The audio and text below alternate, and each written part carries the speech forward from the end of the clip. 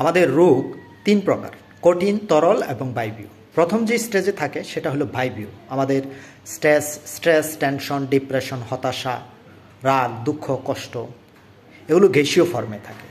কিন্তু যখন গ্যাস আপনি দীর্ঘদিন সিলিন্ডারে রেখে দিবেন, পুশ করবেন, তখন কিন্তু এটা তরলে কনভার্ট হয়। একইভাবে আমাদের রোগগুলো স্ট্রেস, টেনশন, ডিপ্রেশন তরলে চলে যায়। এই তরল রোগগুলো কি আমাদের ফিব্রোমায়ালজিয়া, সিস্ট, ক্রনিক ব্যাক পেন। তো এগুলো তরল টাইপের রোগ। বডিতে তরল যেমন কোথাও এক জায়গায় ফিক্স না, একইভাবে আপনার বডির এই গ্যাসীয় তরলটা কোথাও ফিক্স না, যার কারণে আপনার এই রোগগুলো বিভিন্ন ভিন্ন জায়গায় ব্যথাগুলো হয়।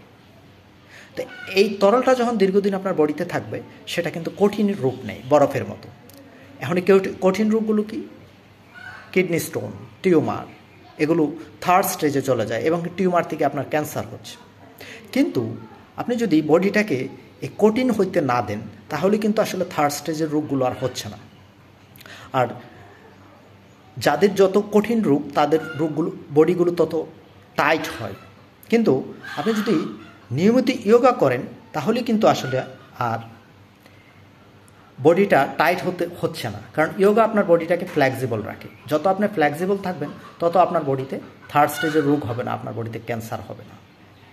তো নিয়মিত যোগার মাধ্যমে আমাদের বডিটাকে ফ্লেক্সিবল রাখা হয়। ফ্লেক্সিবল বডিতে আসলে স্ট্রেস টেনশনও কম থাকে, কারণ প্রচুর পরিমাণ বায়বীয় পদার্থ আপনার বডি থেকে বেরিয়ে যাচ্ছে দমের মাধ্যমে। ফলে আপনার মাঝে স্ট্রেস, টেনশন, ডিপ্রেশন যেমন কমে যাবে, আসলে থার্ড স্টেজের রোগগুলো আর হবে না।